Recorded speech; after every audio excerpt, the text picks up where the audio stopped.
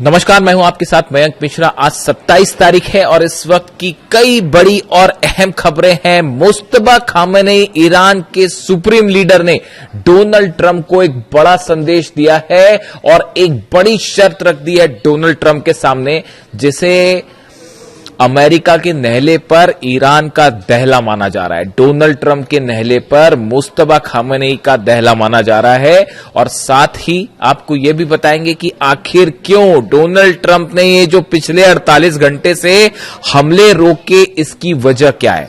देखिए, एक बहुत बड़ा दावा जो कि ईरान की तरफ से किया गया है। कल ही ये दावा सामने आ गया था, लेकिन इसका थोड़ा सा एनालिसिस करना जरूरी है। ईरान की तरफ से दो बेहद अहम दावे किए गए। पहला दावा यह है, ईरान के Islamic revolutionary guard core IRGC ने दावा किया है कि ऑपरेशन विक्ट्री 2 के तहत मध्य पूर्व में अमेरिकी सैन्य ठिकानों पर किए गए हमलों में 200 से ज्यादा अमेरिकी सोल्जर्स मारे गए हैं और कई घायल हुए। ये बहुत बड़ा दावा है जो ईरान ने किया। देखिए, जॉर्डन पर जो हमले हुए, कुवैत पर हमले हुए, बहरीन पर हमले हुए, इराक पर हमले हुए, यहां पर सीधा सीधा अमेरिका के बेसिस को निशाना बनाया गया और बेहद सटीक हमले किए गए।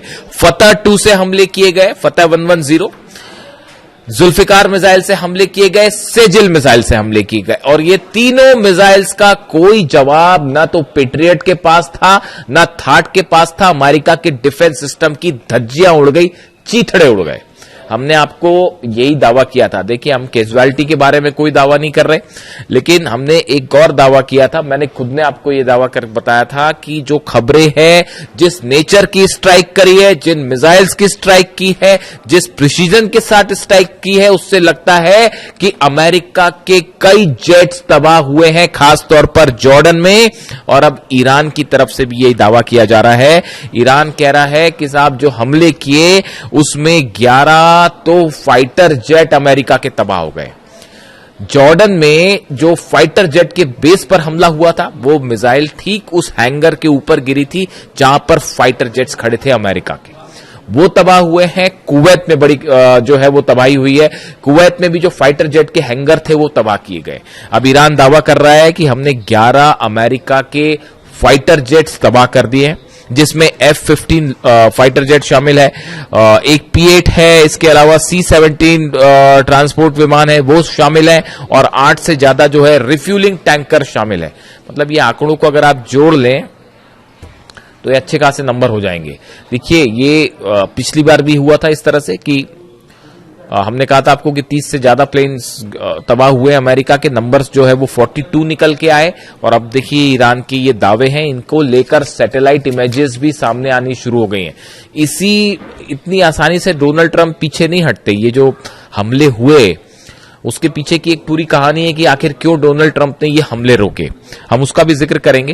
देखिए, एक बड़ा संदेश आया है मुस्तफा खामेनेई का, जो कि डोनाल्ड ट्रंप के नाम सीधा सीधा संदेश ये माना जा रहा है और उसमें ईरान ने ये कहा है कि अगर किसी भी तरह की बातचीत करनी है अमेरिका को या किसी भी तरह से सीज फायर की बात करनी है, तो अब उसकी पहली शर्त यह है कि लेबनान में पूरी तरह से शांति होनी चाहिए, इजराइल के हमले रुकने चाहिए, इजराइल की सेना बाहर जाए। ये जो सीज फायर करते हैं और उसके आड़ में नेतन्याहू जो हमले कर रहे हैं लेबनान में, ये जब तक नहीं रुकेंगे तब तक कोई बात नहीं।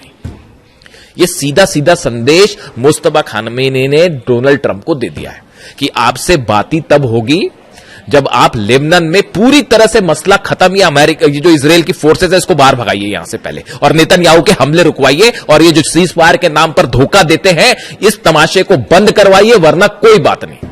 देखिए, अब जंग में ईरान ने लीड बना ली है। ये जो जहाज ठोके हैं, पेट्रियट सिस्टम के ऊपर मिसाइल गिरी है, ये तमाशा रूस भी देख रहा है, चीन भी देख रहे हैं और हंसी उड़ाई जा रही है डिप्लोमेटिक सर्कल में कि ये अपने बड़ा दम भरते थे। पेट्रियट और थाट का ऊपर मिसाइल मारी गई है, साफ सीधी सीधी मिसाइल्स गिरी है, पेट्रियट और थाट सिस्टम तबाह हो गए और इतना बड़ा नुकसान हुआ। इस जंग का सबसे बड़ा नुकसान हुआ, यही वजह है डोनाल्ड ट्रंप पीछे हटा है, वरना पीछे नहीं हटता।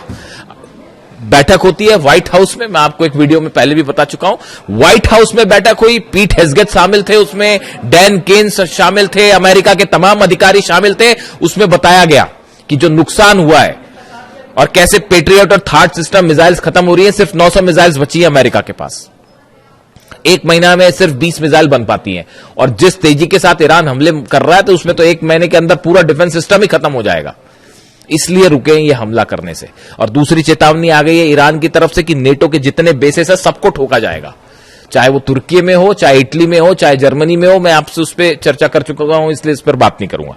तो ये 6 बेसेस ऐसे हैं नेटो के जहां पर न्यूक्लियर वेपन्स होने की बात कही जा रही है। वो सबके सब खुर्रमशहर 4 के निशाने पे, और जेलेंस्की को भी जवाब मिलेगा। अभी जो कैस्पियन सी में जहाज जलाया है ईरान का, उसका जवाब जो है वो खुर्रमशहर 4 रेडी है। और वो 5 वाला वर्जन भी जो है वो शायद पहली बार अब यूक्रेन पर ही टेस्ट किया जाए, और वो 100% यूक्रेन को जवाब मिलेगा। आप लिखवा लीजिए, चाहे तो कैस्पियन सागर में जवाब मिलेगा और या फिर जो है सीधा मेनलैंड पे हमले का जवाब मिलेगा।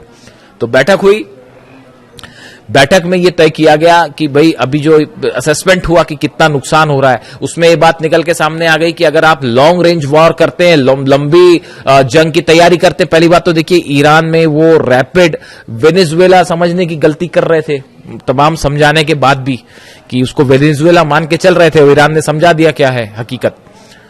अब वो है वॉर स्ट्रेटेजी पूरी तरह से गड़बड़ा गई है। अमेरिका के जो सीनेटर्स हैं अपोजिशन के और जो कांग्रेसमैन है, उनके बयान सुनिए। डोनाल्ड ट्रंप की ऐसी तीखी आलोचना उनके प्रेसिडेंट बनने के बाद से नहीं हुई, और यह कहा जा रहा है कि मिड टर्म पोल हारना तय है डोनाल्ड ट्रंप का। उनके जो सीनेटर्स हैं अपोजिशन, वो सवाल उठा रहे हैं कि ये क्या घटिया रणनीति लेके आप वॉर में गए। ना तो आप जीत पा रहे, ना आप बाहर निकल पा रहे, ना ईरान के अंदर जा पा रहे, ना हॉर्मुज कैप्चर कर पा रहे, ना लीडरशिप चेंज कर पा रहे, ना ईरान की सेना का मुकाबला कर पा रहे। तो कर क्या पा रहे फिर? जंग करने के लिए किस लिए गए थे? हकीकत यह है कि अब इस जंग में ईरान ने जबरदस्त लीड बना ली है। ये उसी दिन तय हो गया था जिस दिन अली खामेनी साहब पे हमला किया गया था। मेरे पे लोग सवाल उठाते थे जिस दिन अली खामेनी साहब का असासिनेशन हुआ, उसी दिन जो मेरा पहला वीडियो था 28 तारीख को असासिनेशन के बाद का, उस वीडियो में मैंने कहा था कि आप देखिएगा ईरान ये जंग कभी नहीं हारेगा। और आज 5 महीने बाद आप कहां खड़े हैं? हॉर्मुज के गेट पर जो है वो पहरेदारी करते खड़ी हुई है अमेरिका की सेना। सच है या नहीं बताइए? क्यों नहीं एंटर कर लेते हॉर्मुज में? अंदर एंटर करिए, अबू मेहदी ऐसी मार मारेगी ना कि एक भी जहाज नहीं बचेगा। वो जहाज पीछे खींचने पड़ गए। ये जो दूसरे दौर की हवाई फायरिंग करी, इसमें जो फाइटर जेट से हमले किए गए, वो हमले के पहले वो जो जहाज खड़े थे वो पहले आगे खड़े थे, उन सबको पीछे खींचना पड़ गया। वो 1000 किलोमीटर की रेंज के पीछे करना पड़ गया, वरना अबू मेहदी ऐसा मार मारते कि जहाज नहीं बचते। और हॉर्मुज में वो आप देखिए एक टैंकर फिर तबाह हो गया, कल पार करने की कोशिश कर रहा था उस रास्ते से जो कि ईरान ने मना कर रखा है। नीचे माइन लगी हुई है, फट गई माइन, जहाज हो गया तबाह, बाबल मंदे बलक बंद हो गया है। तो ये कई बार क्या होता है, देखिए जरूरत से ज्यादा घमंड करना, अपने आप को चैंपियन समझना है ना, कि बस हम ही सब कुछ आज इसको तबाह कर देंगे, कल उसको तबाह कर देंगे, तो एक ना एक दिन ना शेर को सवा शेर जरूर मिलता है। और यहां तो बहुत भारी शेर मिल गया है, मतलब भागने का रास्ता। वहां पे प्लानिंग चल रही है वॉशिंगटन डीसी में, व्हाइट हाउस में प्लानिंग चल रही है कि भाई ईरान की जंग से इज्जत बचाते हुए कैसे बाहर निकला जाए। अरे काय की इज्जत बचाओगे साहब? वो चाइना ने आपका एक एक चीज आपकी समझ ली है कि कैसे आपका तोड़ है। F-35 फाइटर जेट का तोड़ क्या है, F-18 का तोड़ क्या है, टॉम हॉक मिसाइल गिर गई और तो और छोड़ दिया। इससे बड़ी बात और क्या होगी? वो ईरान जो मलबा दिखा रहा है टॉम हॉक मिसाइल का, टॉम हॉक मिसाइल को मार के गिरा देने का मतलब आप समझते हो? वो सिर्फ मामला ईरान अमेरिका तक नहीं है। जब टॉमहॉक मिसाइल गिरती है तो चाइना उसकी पूरी पोस्टमार्टम कर डालता। अच्छा, इनकी ये मिसाइल इतनी स्पीड पे चल रही थी, इतनी ऊंचाई पे चल रही थी, इस सिस्टम से मार के गिराया। वो टॉमहॉक मिसाइल का तोड़ उसने निकाल लिया। F-35 जेट अगर गिर रहा है, F-35 जेट अगर तबाह हो रहा है, तो चाइना उसका पूरा एनालिसिस कर ले रहा है कि ये इतने ऊपर जाता है, इतने तेजी से मुड़ता है, इसमें इसको ऐसे टारगेट किया जा सकता है। वो पूरी काट निकाल दी अमेरिका के जितने वेपन्स हैं। आप देख लीजिए हालत क्या है। 18 शिप लेके आप पहरेदारी कर रहे हो, वहां पे खड़े हुए हो, अंदर जाने की आपकी हिम्मत नहीं है, खड़े हुए आप ईरान के दरवाजे पर।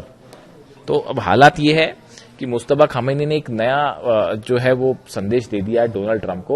उन्होंने कह दिया है पहले लेबनान में पूरी तरह से शांति करो, उसके बाद बात आगे बढ़ेगी, वरना हम बात ही नहीं करेंगे। और यूरेनियम तो भूल जाइए, वो सपना है, वो भूल जाओ, यूरेनियम नहीं मिलने वाला। पिकेक्स माउंटेन पर हमला करोगे, नेटो के बेसेस उड़ेंगे, यूक्रेन पर हमला होगा, और सऊदी में, यूएई में, कतर में, दोहा में, बहरीन में, कुवैत में एक भी ऑयल रिफाइनरी सलामत नहीं बचेगी, एक भी इंफ्रास्ट्रक्चर नहीं बचेगा। वो जो लंबे लंबे ब्रिज है बहरीन और सऊदी के बीच में, सब मिसाइल्स के निशाने पर है। और ये जो बोलते रहते हैं ना बीच में डोनाल्ड ट्रंप की बस अब इतने % मिसाइल बनी, दुनिया में कोई नहीं जानता ईरान के पास कितनी मिसाइल सिटीज है।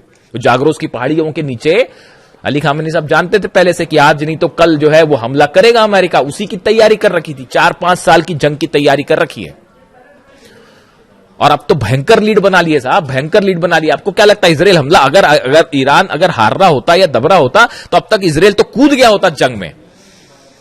उसको पता है कि अगर जंग में आप कूदोगे उसके बाद तेल अवीव पे और हाइफा में ऐसे हमले होंगे इस बार कि मतलब रुकेगा भी नहीं वो मामला। तो अभी वो प्लान चल रहा है एक और, फिर जा रहे नेतन्याहू जी जा रहे हैं मिलने के लिए डोनाल्ड ट्रंप से, और वहां जाके देखते हैं मुलाकात में क्या होता है। वहां पे एक नया फिर प्लान, नया षड्यंत्र शायद जारी हो कि अब ऐसे हमले करेंगे वैसे हमले करेंगे। अभी लेकिन एक नई थ्योरी चल रही है, इस पे अलग से बात करेंगे। वो यूक्रेन ये जो बैठक हुई जिसकी मैं जिक्र कर, अच्छा पहले मुस्तफा खामेनी साहब की बात कर लें। इन्होंने जो ये संदेश दिया लेबनान वाला, इसको गेम चेंजर माना जा रहा है। वो जो है उन्होंने कहा हम अपने न्यूक्लियर प्रोग्राम पे कोई बात नहीं कर रहे, हम स्ट्रेट ऑफ हॉर्मुज पे बात ही नहीं कर रहे, वो तो बंद है, वो कोई नहीं खुलवा सकता। ईरान की परमिशन के बिना खड़ा हुआ अमेरिका, 5 महीने से खड़ा हुआ, स्ट्रेट ऑफ हॉर्मुज बंद है। वो जब ईरान का मन करता है खोलता है, जब मन करता है बंद कर देता। क्या कर पाए आपके एयरक्राफ्ट कैरियर दुनिया के? अब्राहम लिंकन क्या कर पाए और जेरल्ड आर फोर्ड क्या कर पाए? और वो लॉन्ड्री में आग लग गई तो भग लिए, वो अलग। तो बेइज्जती हो रही है वो अलग हो रही है, सैनिक मर रहे हैं, थार्ड सिस्टम तबाह हो जा रहा है, जहाज में आग लग जा रही है, हरा पानी रहे, हरा तो छोड़िए खुद ही पिटे जा रहे हैं। क्या कि सुप्रीम पावर दुनिया की, सबको समझ में आ गया कोई सुप्रीम पावर नहीं है भैया। और मिसाइल के मामले में Iran is the new supreme power of the world, super power of the world, इसमें कोई शक नहीं है। वो कई लोग फिर अभी भी इस तरह के मैं सवाल देखता हूं कि रूस मदद कर रहा है और चाइना मिसाइल में मदद कर रहा है। ईरान को मिसाइल के मामले में किसी की मदद की जरूरत है? अभी भी आपको लगता है कि किसी और की मदद की जरूरत है? हाँ, मान लिया सैटेलाइट की मदद मान सकते हैं हम, सैटेलाइट मदद कर रहा है रूस, चीन सैटेलाइट से मदद कर रहा है, क्योंकि सैटेलाइट प्रोग्राम है नहीं तो बैन कर रखा था आपने, वरना वो ईरान बताया ईरान को आप ये बैन्स हटा लीजिए, उसके बाद देखिए ईरान कैसे तेजी से तरक्की करता है।